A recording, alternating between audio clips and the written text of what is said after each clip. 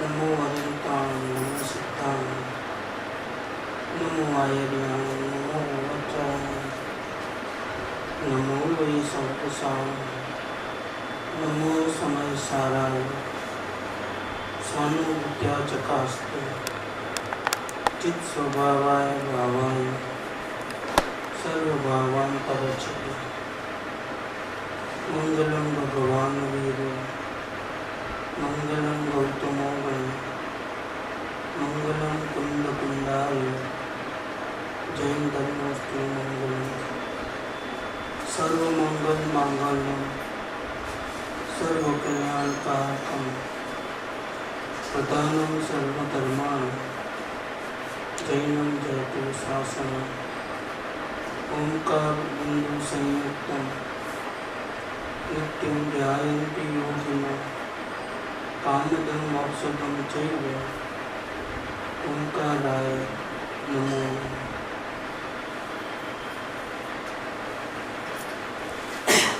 श्रीमद् राजचंद्र वचनामृत पत्र नंबर 454 कम्बाट के मुमुक्षुओं को ये पत्र मुंबई से लिखा है 26 साल की उम्र में। लिखते हैं कि संसार स्पष्ट प्रीति थी करवानी इच्छा थती हो तो ते पुरुषे ज्ञानीना वचन सांभळ्या નથી अथवा ज्ञानी पुरुषना दर्शन पण तेणे कर्या નથી एम तीर्थंकर કહે છે। इसमें ऐसा कहना चाहते हैं कि अगर कोई ज्ञानी पुरुष के वचन सुन ले तो फिर उसको संसार में कहीं भी मजा नहीं होगा, राग द्वेष करने में अच्छा नहीं लगेगा। अगर समझो अच्छा लगता है अभी भी संसार में तो उसने ज्ञानी पुरुष के वचन नहीं सुना। इसी प्रकार से अगर कोई जीव ज्ञानी पुरुष के दर्शन कर लेता है तो फिर उसको संसार में कहीं भी अच्छा नहीं लगेगा। अगर एक बार भी दर्शन किया है तो ऐसा होता है, उसका फल इतना है। फिर भी अगर समझो हमको संसार में अभी भी मजा आ रही तो यही समझना है कि हमने अभी तक ज्ञानी पुरुष के दर्शन नहीं किए। ज्ञानी पुरुष के दर्शन करना माने क्या? उसके रूप को नहीं, उसकी वाणी को नहीं, उसके बाह्य आकृति को नहीं।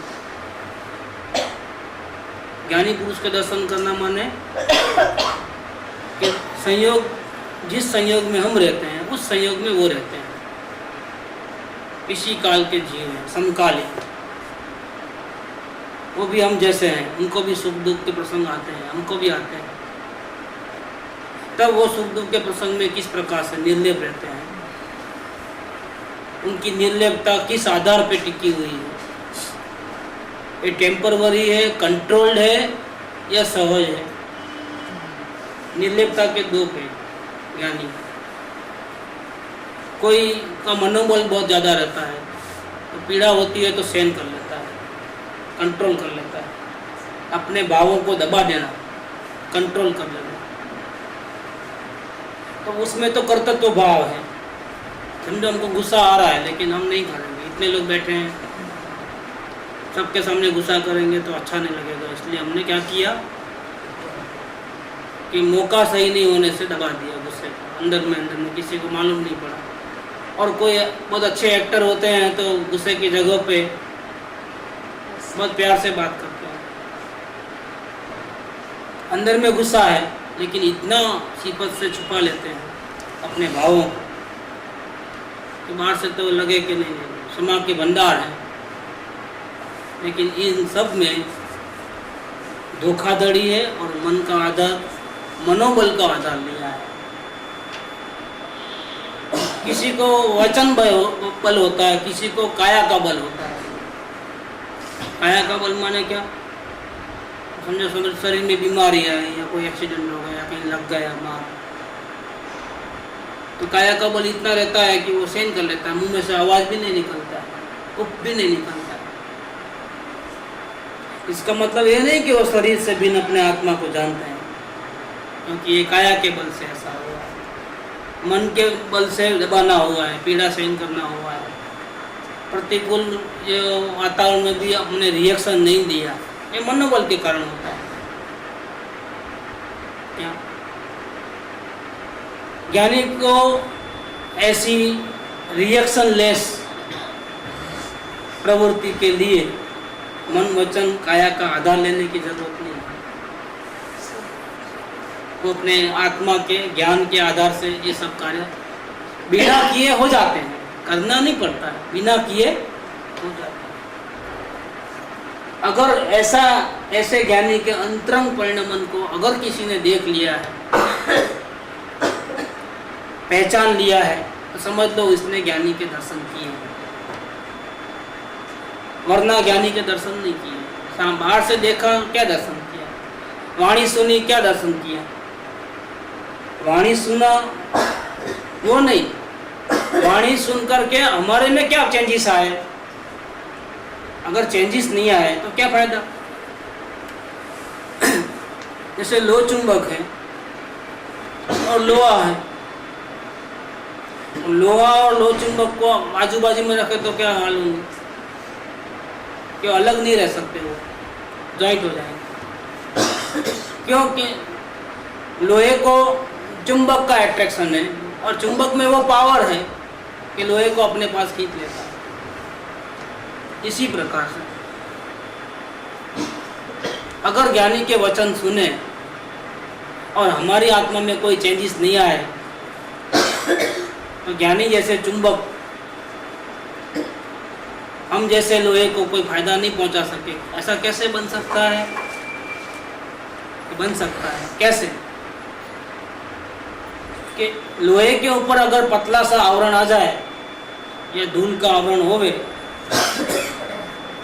ये मोह रूपी धूल लग जाए या अंधापा आ जावे, बेहोशी आ जावे, छा जावे, विवेक न हो, तो फिर ऐसा हो सकता है।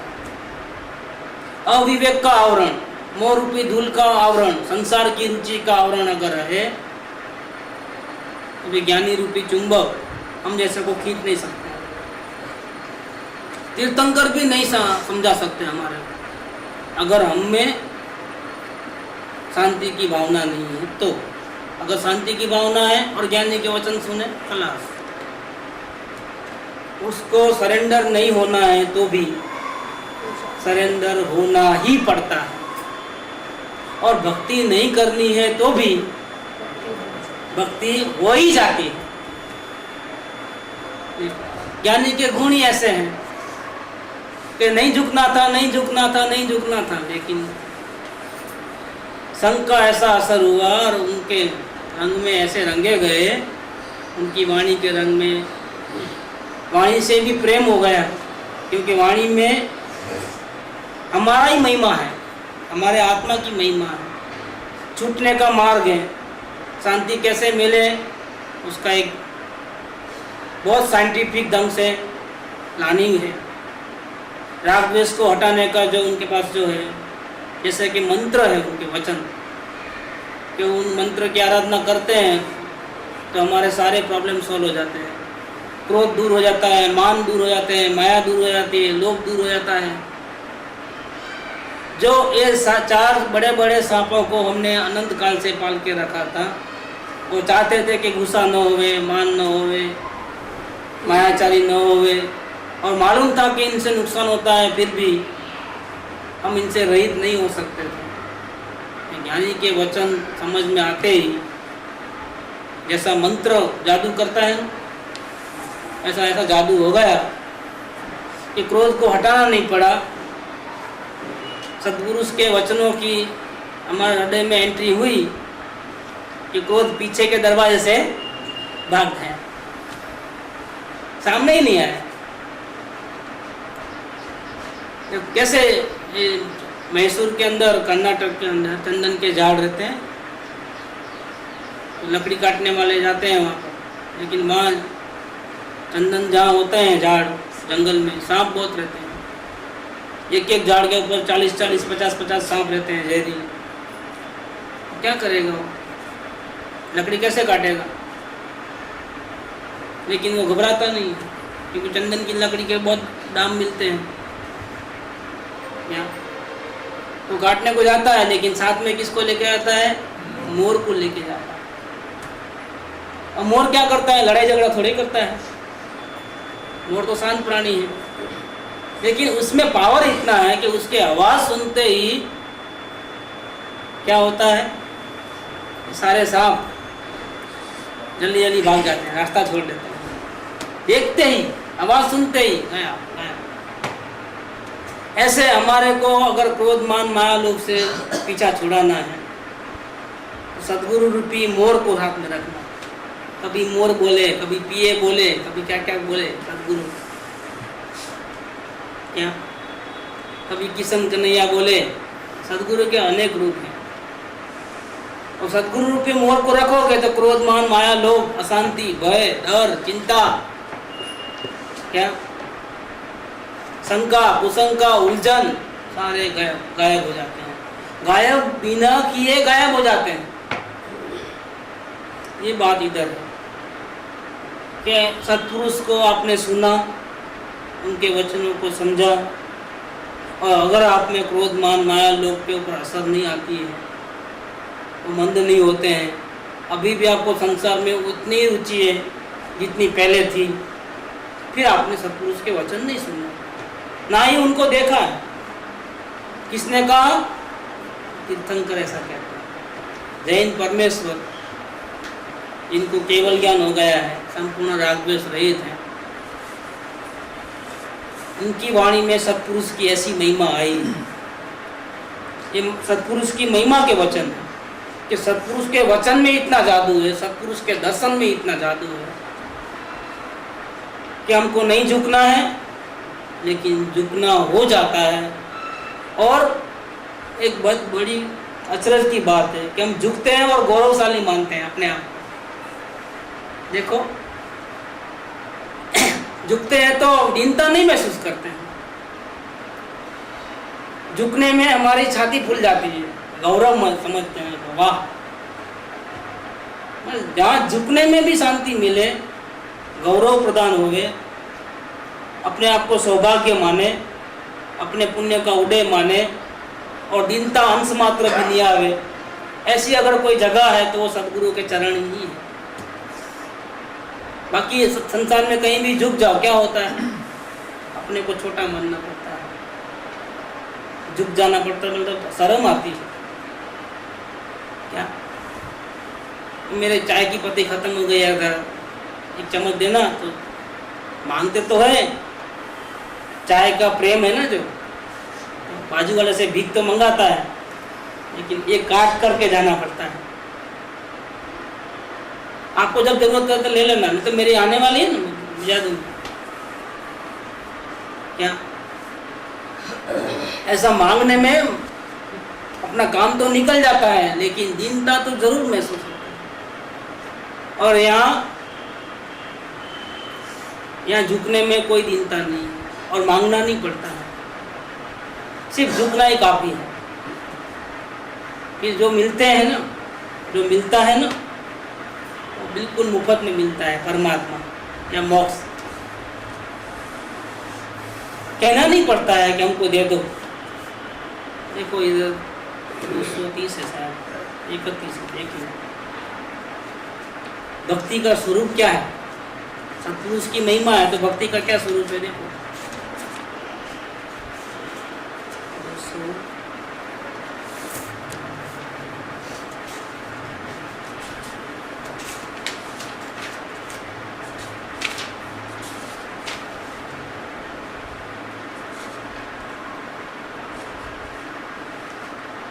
तो 231 तो है ही है, लेकिन मैं दूसरा कहना चाहता हूँ। हाँ, इधर 223 नंबर में राइटिंग शैली देखना, कृपा करो, इतनी गजब की है। 2-4 सेंटेंस में इतनी अच्छी बात कही है, कहानी के तौर पे बात की। राजा ने बहुत सी तपस्या की, कठिन से कठिन, और परमात्मा का आराधन किया, और देहधारी रूप से जो परमात्मा थे उन्होंने राजा को दर्शन दिया, प्रकट हुए, परमात्मा प्रकट हुए। और कहा उनसे, राजा से, मांग मांग, मैं तेरी भक्ति से बहुत प्रसन्न हो गया। तब राजा ने मांगा, क्या मांगा कि हे भगवान, आपने मुझे राज गद्दी मिली है, ये इतना सारा अधिकार दिया है, इतने बड़े देश का राजा बनाया मेरे को, ये तूने अच्छा नहीं किया क्या? मैं, अगर तेरा परम अनुग्रह मेरे पर है अगर, और तू मेरे पे सच में प्रसन्न हो गया है, तो ये पांचों इंद्रियों के विषयों को बढ़ाने वाली, उसमें निमित्त भूत ये जो राज्य लक्ष्मी है ना, उसका दोबारा मुझे सपना भी नहीं आना, दोबारा नहीं देना, ऐसा नहीं, क्या बोले, तो नहीं देते हैं तो फिर क्या होता है कि सपने में आता है वो चीज़, नहीं मिलता है तो क्या होता है, सपने में आता है। तो वो तो चीज़ चाहिए ही नहीं, लेकिन ऐसा चाहिए कि मुझे सपना भी नहीं आए कि मुझे ये चाहिए करके। क्या मांगा है? ऐसा अगर तुम मेरे बहुत बहुत प्रसन्न हो गया तो तुम मुझे ऐसा कुछ वरदान दे दे। क्या हुआ? परमात्मा ने सोचा होगा कुछ, एक इतना राज्य तो दे दिया, क्या मांगेगा, पेट तो भर गया है, थोड़ा बहुत और मंत्र मंत्र मांग लेगा, एक अच्छा सा महल बना के दे दूंगा, क्या तलवार अच्छी दे दूंगा, एक चक्र दे दूंगा, कुछ तो भी मांगेंगे दे देंगे, कोई विद्या दे देंगे। तो राजा भी खुश, और मेरा भी जो है, मेरी इतनी भक्ति की है ना, मेरे पे कर्जा किया, उपकार किया है, परमात्मा ने अगर ऐसा सोचा होगा कि बहुत मेरी भक्ति किया है तो मेरे पे अभी इतना उपकार कर दिया भक्ति करके, क्या मुझे कुछ बदले में देना तो चाहिए ना, तो मेरा भी कर्जा चुक जाएगा, मैं दे दूंगा, और उसको भी, वो भी खुश, मैं भी खुश। मैं इसलिए खुश कि कर्जा चुक गया, बेकार की भक्ति नहीं ली, मुफ्त की बेकार की सेवा नहीं करवाई, और वो भी खुश, क्यों कि भक्ति का जो उसको चाहिए था वो उसको दे दिया। लेकिन ये तो गजब हो गया। क्या गजब हुआ कि उसने कुछ मांगा नहीं, मांगा तो नहीं, लेकिन क्या क्या बोल रहा है, मुझे दोबारा कभी सपना भी नहीं आवे ऐसा। तो परमात्मा चौंक गया, इसमें ऐसा लिखा है। हाँ, परमात्मा डिंग થઈ ગયા, કેવું શબ્દ આપ્યું છે, डिंग થઈ ગયા। परमात्मा लाचार हो गया, भक्त को नाराज कैसे करे, तथास्तु जाओ, ऐसा तथास्तु करके आशीर्वाद दे करके स्वधाम गए। क्या मिला होगा राजा को? क्या मिला राजा को? सब कुछ मिला। कैसे? इतना मिल गया राजा को, अंदर में अपने परमात्मा के दर्शन हुए कि बाहर में रहने के लिए, मकान की, चलने फिरने के लिए गाड़ी घोड़े की भी जरूरत नहीं रही, 5 इंद्रियों के विषयों की जरूरत नहीं रही, अब इसको शरीर की जरूरत न रही, और शरीर सिर्फ भगवान बन गए। राजा को फायदा हो। यह सत्पुरुष की भक्ति करते हैं तो मांगना नहीं पड़ता है, इसलिए दीनता नहीं आती। ऐसा नहीं बोलना पड़ता देखो मैं आपकी भक्ति कर रहा हूँ, कुछ दे दो मुझे, ऐसा नहीं कहना पड़ता है, मुझे कुछ नहीं चाहिए। वो शरत लेकर के ही भक्ति होती है, सच्ची भक्ति ही वही है। कुछ चाहिए तो सौदाबाजी है कि देखो मैं भक्ति कर रहा हूँ, आप थोड़ा, आपका ज्ञान थोड़ा हमारा को दे देना, खलास, ये भक्ति नहीं है, मुझे कुछ नहीं चाहिए। क्या मैं आप शांति के धाम को देख करके मैं ये सीखने आया हूँ कि जैसा आपका वातावरण है वैसा ही मेरा वातावरण है, फिर मैं इतना अशांत क्यों और आप इतने शांत क्यों? तो मैं तो आपकी भक्ति करता हूँ, आपकी जो वातावरण है ना, विपरीत वातावरण में जो आप इतने शांत रहते हो, हर प्रसंग में शांत रहते हो, ये देख करके मुझे किसी ने कहा नहीं आपका संग करने के लिए, लेकिन मुझे शांति की चाहना होने से मैं आपके पास दौड़ा दौड़ा चले आता। क्या? और आपके दरबार में मुझे स्थान चाहिए, मुझे एक सीट देना, वो हम नहीं चाहते। हम तो खड़े खड़े देख के ही हम राजी हो जाते हैं। देखने से बहुत कुछ मिल जाता है। दर्शन से, सत्पुरुष के दर्शन से क्या मिलता होगा? देखा तो क्या मिलता है? क्रोधी आदमी को देखते हैं तो क्या होता है? भय लगता है। या किसी पीड़ा से तड़पते आदमी को देखते हुए क्या होता है? दया के भाव आते हैं, करुणा के भाव आते हैं। और शांत मूर्ति को देख करके, मोक्ष की मूर्ति को, जिसको कोई चिंता नहीं है, निर्लेप है, उनको देख करके हमारे में क्या आ जाता है? ऐसी स्थिति हमको चाहिए थी। हम दुखी क्यों हैं? क्योंकि ऐसी स्थिति हमारी नहीं है। तो देखने मात्र से परिणमन में आता है। कोई बात हम कहने से नहीं समझ पाते हैं, वो देखने से समझ पाते हैं। इसीलिए पहले वचन लिया और बाद में दर्शन लिया है। दो शब्द लिए, वचन और दर्शन। अगर ज्ञानी पुरुष के वचन हमको सुनने को मिल गए और ज्ञानी पुरुष के साक्षात दर्शन हो गए, समझ लो हमारे सारे दुखों का तो अंत आ ही गया। समझ लो अब मुक्ति होने में कोई ज़्यादा देर नहीं है, क्योंकि मोक्ष रूपी धामी आत्मा, ऐसा सर्वश्रेष्ठ आत्मा हमको मिल गया है। इसको देखते देखते देखते देखते हम बदल जाते हैं और हमारे राग द्वेष मोह माया कब चले आती है हमको पता भी नहीं चलता है। और टच किए बिना ऑपरेशन हो जाता है। देखो, सिर्फ देखने मात्र से। जब सत्पुरुष को देखने से इतना सब कुछ होता है, तो परमात्मा को देखने से क्या क्या नहीं हो जाए। क्योंकि सत्पुरुष के जीवन में चेंजेस कहाँ से आए? इतनी शांति जीवन में कहाँ से आई? क्योंकि वो हर पल अपने परमात्मा को देखते हैं और मजे में रहते हैं। वो नाटक देखते हैं, किसी में कोई इन्वॉल्वमेंट नहीं है। मैं करता हूँ ये बात, मैं खाता हूँ वो नहीं, मैं पीता हूँ वो नहीं, मैं चलता हूँ, मैं बैठता हूँ, मैं बोलता हूँ नहीं नहीं, मैं ये सब हो रहा है और मैं जानने वाला। ये अपने परमात्मा को एक सेकंड भी नहीं छोड़ते हैं। तो नाटक देखते हैं, मजे में रहते हैं। नाटक में तो सब होता है, हीरो भी होता है और विलन भी होता है। तो ही नाटक की मजा है। अगर रामायण में से रावण नहीं हो तो रामायण कौन पढ़ेगा?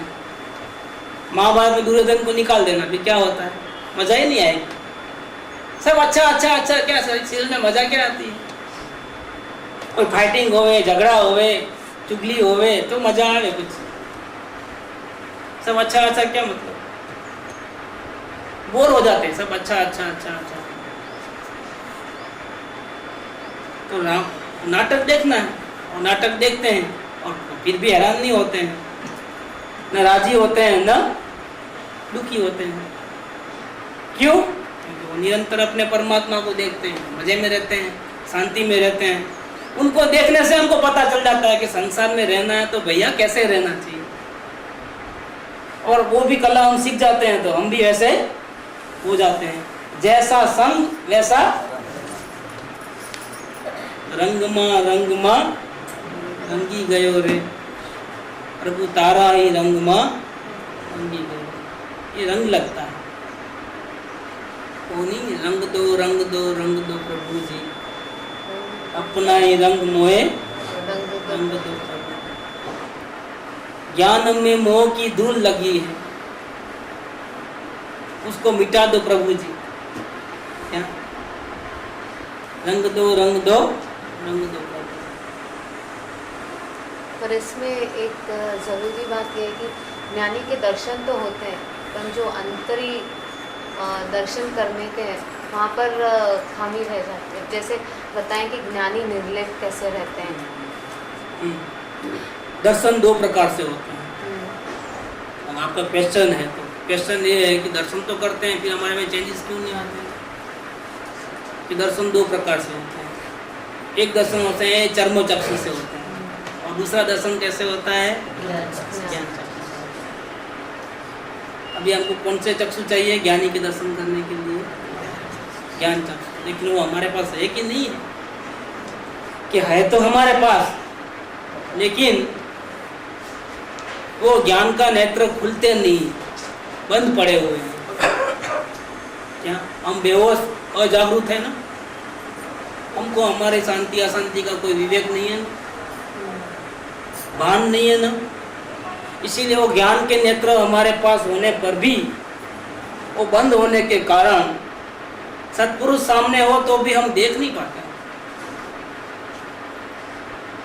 और चर्मचक्षु से सत्पुरुष के दर्शन होते नहीं। चर्मचक्षु से तो सत्पुरुष का रूप दिखता है, कान से तो वाणी सुनने में आती है, लेकिन अंदर नहीं उतरती है। अंदर तो ज्ञान से उतरती है। कान वाणी सुनता है, आंख दर्शन करता है,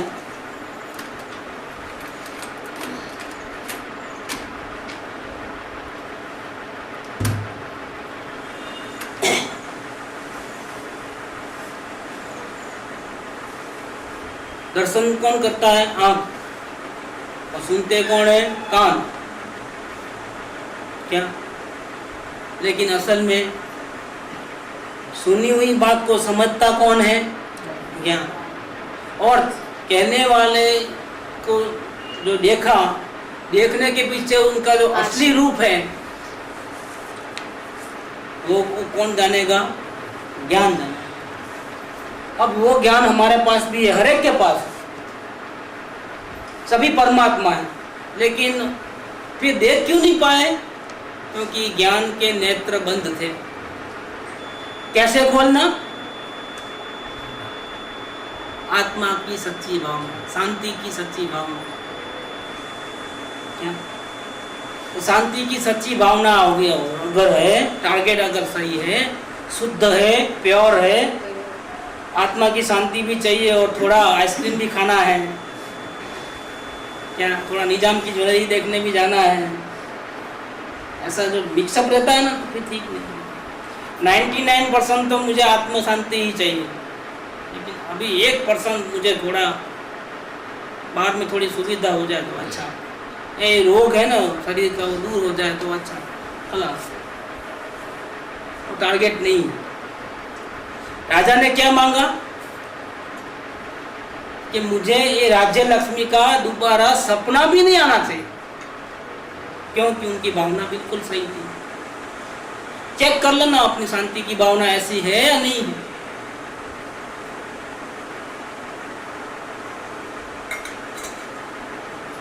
हमको ज्ञान भी चाहिए और हमको शांति भी चाहिए। नहीं, ये भावना अशुद्ध है। नहीं, फिर ज्ञान नहीं मिलेगा तो हम समझेंगे कैसे? क्या? इसीलिए ज्ञान तो जरूरी है ना। बिना ज्ञान के तो भी कहीं ठोकर खा लेंगे तो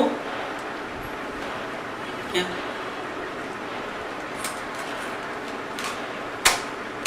जिनको 2 आंख नहीं होती है, क्या वो हर बार गिर जाते हैं क्या खड्डे में, पल पल में? वो ज्यादा सावधान होते हैं क्या? और देखने वाले गिर जाते हैं क्योंकि वो सावधान नहीं रहते। इसीलिए ऐसा मत समझो कि ज्ञान मिल जाएगा हमारे को तो हम गिरेंगे नहीं। बहुत ज़्यादा खतरा है। ये ज्ञान योग से चलोगे ना तो खतरा ज़्यादा है, और भक्ति योग से चलोगे ना, अगर आपसे कोई गलती हो जाएगी ना तो साथ में रहेंगे ना तो आपको समझा देंगे कि ऐसा नहीं, ऐसा चलो। देखो ये भक्ति योग की कमाल देखो कि हमको 50% ही मेहनत करनी है, 50% तो बाजू वाला करता है। और एक पिक्चर आया था दोस्ती, उसको प्रेसिडेंट अवार्ड मिला था। क्या? बहुत पुरानी पिक्चर है, उसके गाने तो बहुत अच्छे हैं। लंगड़ा अंधा क्या है ना? तो फिर अपने को हम लंगड़े हैं तो क्या करना कि भले अंधे हैं, अंधे इसलिए है कि संसार का कुछ नहीं मालूम, लेकिन अंदर का पूरा मालूम। उनको बैठा देना सब यहाँ पर, थोड़ा बोझा उठा लेना, फिर देखो कैसी गाड़ी चलती है, कहीं भटकोगे नहीं।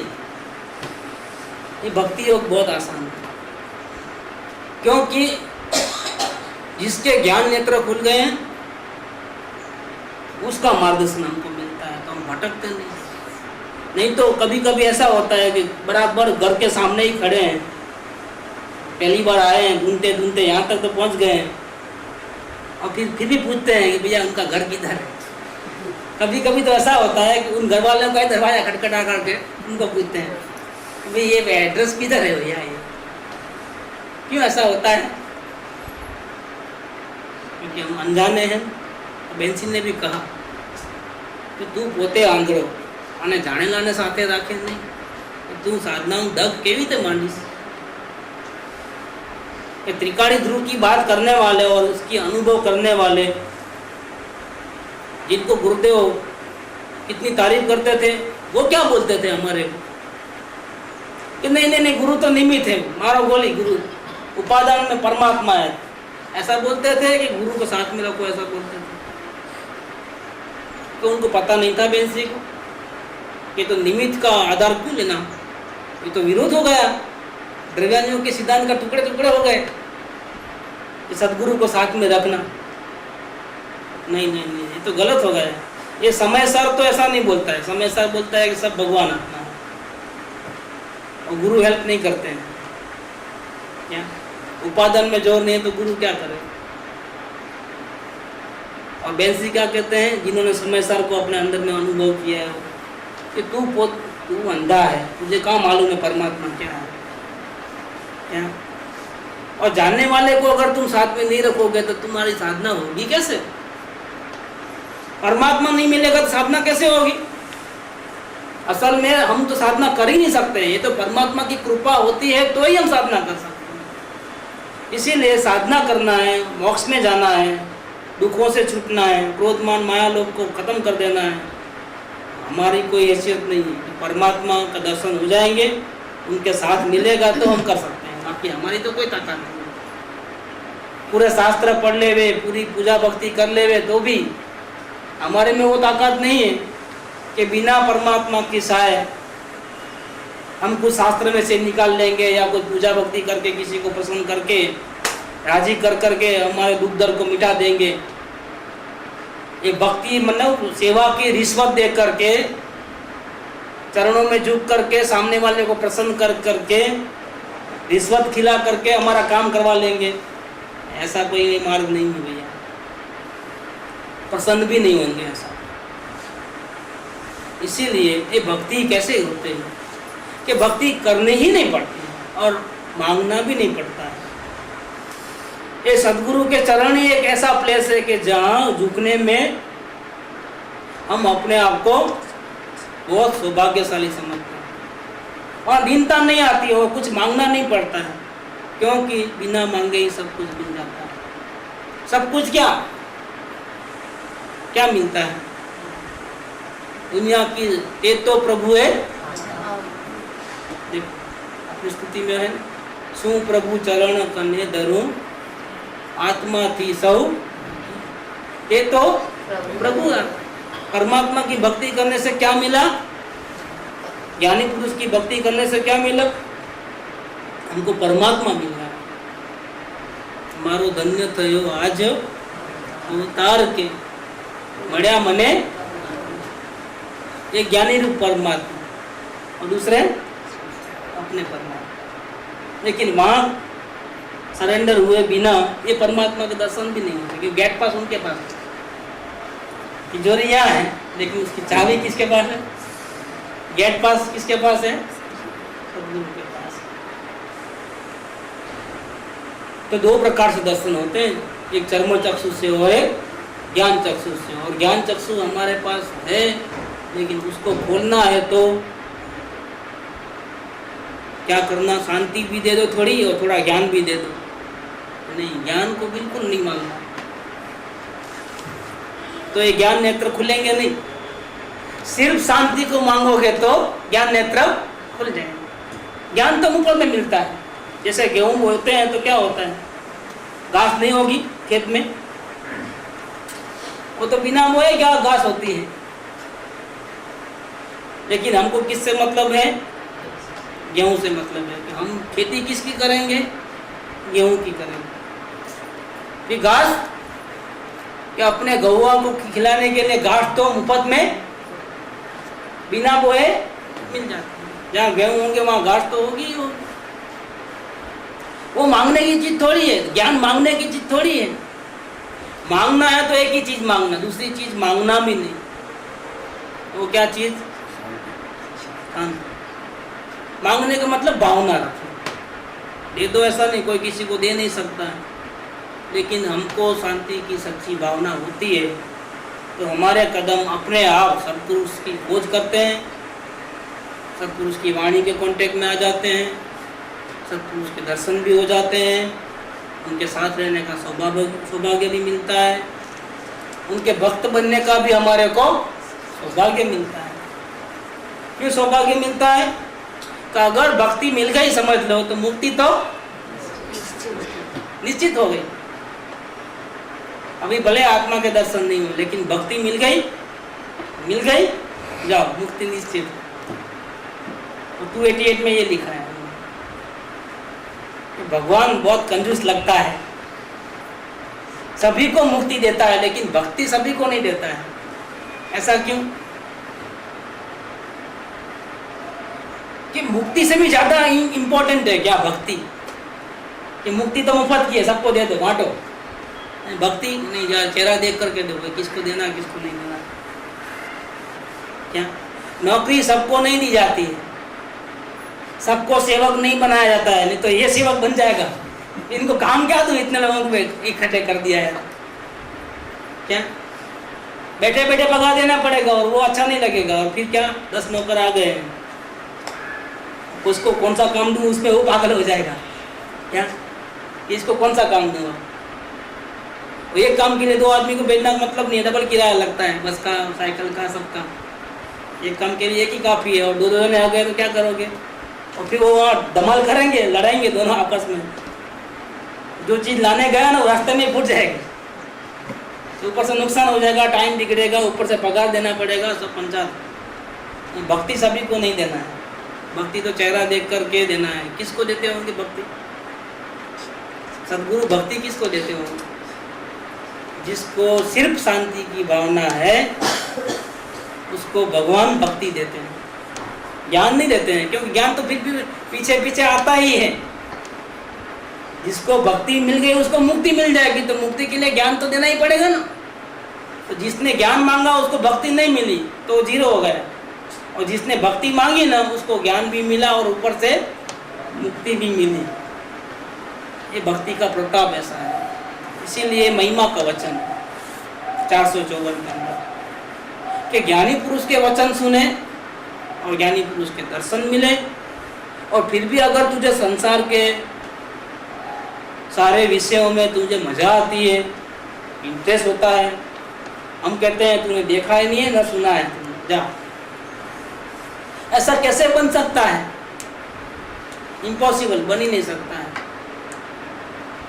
जिसके ज्ञान नेत्र खुल गए हैं, जिनको परमात्मा मिल गया है, जो हर प्रसंग में शांति से रहते हैं, ऐसे पुरुष के दर्शन और साथ मिला और तेरे में शांति नहीं आई, तुझे अभी भी संसार में भटकना अच्छा लगता है, तूने तो दर्शन किए ही नहीं, तुझे ज्ञानी पुरुष मिले ही नहीं, ऐसा कहना चाहता है।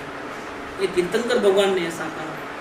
तीर्थंकर भगवान तो 13वें गुणस्थान में होते हैं, तो 4थे गुणस्थान वाले ज्ञानी की इतनी महिमा नहीं, दिव्यधरी में ऐसा आया है। क्योंकि तीर्थंकर भगवान तो देखो अभी इस वक्त नहीं है, देखो ये काल कैसा आया है कि तीर्थंकर भगवान नहीं, लेकिन फिर भी पंचम आर्य का अंत समय तक कोई ना कोई ज्ञानी पुरुष तो होंगे। ये काल ऐसा है। तो अभी इस काल के जीवों को अगर मुक्ति चाहिए तो क्या करना पड़ेगा? तो तीर्थंकर भगवान ज्यादा इंपॉर्टेंट और उपकारी है कि 4थे गुणस्थान वाले ज्ञानी ज्यादा इंपॉर्टेंट है? अच्छा, दूसरा, कितने लाखों केवली हो जाते हैं तब तीर्थंकर कितने होते हैं? 10 करोड़ सागर रुपए में कितने गिने चुने? कितने? ओनली 24। फर्स्ट नंबर ऋषभदेव भगवान, और एंड में क्या हुए? महावीर स्वामी। इतिहास कहता है कि तीर्थंकर तो सिर्फ 24 हुए, लेकिन केवली कितने हो गए? मोक्ष में कितने गए? करोड़ों अब्जों गए। तो लाखों अब्जों केवलियों के अंदर तीर्थंकर सिर्फ 24। वो तो कभी मिले कभी नहीं मिले, कभी मिलना होवे कभी नहीं मिलना होवे। क्या हम लोग इंदिरा गांधी के समकालीन थे लेकिन कभी मिले थे क्या? वाजपेयी को कभी मिला है क्या? क्या नहीं मिल सकते। बड़े लोगों को मिलना बहुत मुसीबत है, छोटे लोग तो आसानी से मिल जाते हैं। तो तीर्थंकर से आसानी से नहीं मिलते हैं और गंधर्व भी आसानी से नहीं मिलते हैं, और ऐसे महामुनिराज वो भी आसानी से नहीं मिलते हैं, क्योंकि उनको मिलने के लिए तो हमको जंगल में जाना पड़ता है। यहाँ मरने की फुर्सत नहीं है। दुकान कौन संभालेगा जंगल में जाएंगे तो? यात्रा जाना है तो कितने पंचायत है क्या? वो भी नहीं जा सकते। वो डॉक्टर बोलेगा, वो कोई तो घर वाले बोलेंगे छाते साहब रिजर्वेशन के पंचायत, सब पंचायत है। मुनिराज के पास कैसे जाओगे संसार जंगल में? और वो अपने पास आते नहीं, और हमको जाना है तो फुर्सत नहीं है मरने की। क्या फिर इजीली अवेलेबल कौन है? जो इजीली अवेलेबल है ना, गली गली में डॉक्टर होवे ना, वो इजीली अवेलेबल है। वो बड़े बड़े स्पेशलिस्ट होते हैं, उनको बात करने का खाने का फुर्सत नहीं होगा। मैं वो डीएन लेडी को देखा, रात को 3 बजे तक ऑपरेशन चलता था। मूर्ख का मूर्ख बारदान है, उसको अपनी जिंदगी की कोई पड़ी नहीं, तो काटम कुट्टी लगाओ वही, और लाइन लगी है उसके पास। वो अपनी जिंदगी रात को सोता होगा कि नहीं सोता होगा, और कोई मिलता तो उसके चेहरे पे कभी खुशी नहीं, हमेशा टेंशन, दर्दियों का सबका भाल के रखा है ना बोझ, कैसे उसको ठीक करूं। और फिर भी रोज मरते हैं, 2-4 तो रोज मरते हैं उसके पास। सदगुरु को ऐसा टेंशन नहीं, टेंशन स्वतंत्र है ना, उसको मालूम है स्वतंत्र है। सदगुरु को ऐसा टेंशन क्यों नहीं होता है? क्योंकि उनको पता है कि मैं तो सिर्फ जानने देखने वाला हूँ, करने धरने वाला थोड़ा हूँ। तो एक साथ में 500,000 ऑपरेशन करते हैं एक साथ में, और फिर भी उनको कोई टेंशन नहीं है। कोई माना तो ठीक, नहीं माना तो न राजी न दुख, न खुशी न गम। कभी खुशी कभी गम नहीं होता है। निर्लेप, ये जीभ कैसी निर्लेप है? चिकना नहीं चिपकता है, तीखा नहीं चिपकता है, कड़वा नहीं चिपकता है। ऐसे सत्पुरुष भी कैसे होते हैं? निर्लेप। आप भक्ति करो, हाँ ठीक, नहीं करो गाली दो, हाँ ठीक है, उनको कोई फर्क नहीं पड़ता। यही तो देखने ऐसी है कि ऐसी निर्लेपता कहाँ से आई? अरे जिसको परमात्मा मिल जाए ना, उसको इस दुनिया के तुच्छ तुच्छ वस्तुओं की जिसकी हम कीमत करते हैं, उसकी वैल्यू उनको नहीं है। ये चिल्लर चिल्लर है, जो बिल्कुल कल्पना है, जो सपने में मोहित हो गए हैं। क्या हो गया है? सपने में मोहित हो गए हैं। देखो उसमें आता है ना मीराबाई का, मोहे लागी लटक गुरु चरणन की, चरण बिना मुझे कछु नहीं बात, झूठी माया सब सपनन। और सदगुरु के चरण मिले तो हमको कैसा लगा कि दुनिया में हंसी खुशी ये सब क्या है? नाटक, सपना है। हकीकत में कौन है? क्या है? हकीकत थोड़ी है। तो अभी मुझे तो ये दुनिया सपना है, ढोंग है, नाटक है, कल्पना है, ऐसा दिखाने वाले, सही बात का वैल्यू कराने वाले सत्पुरुष के बिना मुझे अभी कुछ नहीं सूझता है। क्योंकि अभी आत्मा तो मिली नहीं है। सत्पुरुष मिले हैं, और सत्पुरुष ने हमको वास्तविकता का भान कराया कि देखो भाई, जिसको तुम खुशी मानते हो, खुशी के प्रसंग समझते हो, दुख के प्रसंग समझते हो, ऐसे कुछ है नहीं, नाटक है। नाटक में क्या इन्वॉल्व हो जाते हो? गड़ी में रोते क्यों, गड़ी में हंसते क्यों? नाटक को नाटक समझो और मजे में तमाशा देखो। इतना इन्वॉल्व होने की, दुखी सुखी होने की कोई जरूरत नहीं। भिन्न रूप से देखो पूरी दुनिया को, तो तुम सुखी हो जाओगे। और अलग होकर के नहीं देखोगे और बार बार घुस के देखोगे तो क्या होगा? माथा फूटेगा तेरा। गड़ी में हंसोगे, गड़ी में रोगे, पागल बन जाओगे। तो परमात्मा तो देखा नहीं, लेकिन सत्पुरुष को देखा ना, तो इसमें क्या हो गया? कि वो जिस दुनिया का वास्तविक स्वरूप समझ में आ गया है, ये सपना है और मैं बेकार का दुखी सुखी होता हूँ। न मुझे कोई दुखी कर सकता है, न मुझे कोई सुखी कर सकता है। मैं बावरा पागल होकर के मान बेकार का राजी खुशी होता है, बंदर के ऐसा नाचते रहता हूँ, कोई ठिकाना तो है नहीं मेरा, छोड़ो ये पागलपन ऐसा करके। लेकिन किसके पास जाऊँ अब मैं, मुझे आत्मा तो मिला नहीं है, तो मोहे लागी लटक गुरु सत्पुरुष तो है ना, पकड़ लो इसको। तो इसको पकड़ने से सारी पंचायत दूर हो जाती है। और फिर भव सागर अब सूख गए हुए। क्या हुआ, सत्पुरुष को पकड़ लिया तो अभी कितना भटकना पड़ेगा, कितना होगा। अभी भव का सागर सूख गया है। सागर का पानी कभी सूखता है, ये भवों का सागर सूख गया है। तो फिक्र नहीं अब तीर्णन क्या, तीरना क्या, जब पानी है तो तीर है, पानी नहीं है तो क्या तीर है, खा क्या। फिक्र नहीं मोहे मोहे लागी लटक गुरु। अभी आज ज्यादा नहीं हुआ, वही कल वाली बात वही है। क्या है, अभी पूरा बाकी रहेगा। अभी कब पूरा होगा ये, जब होगा।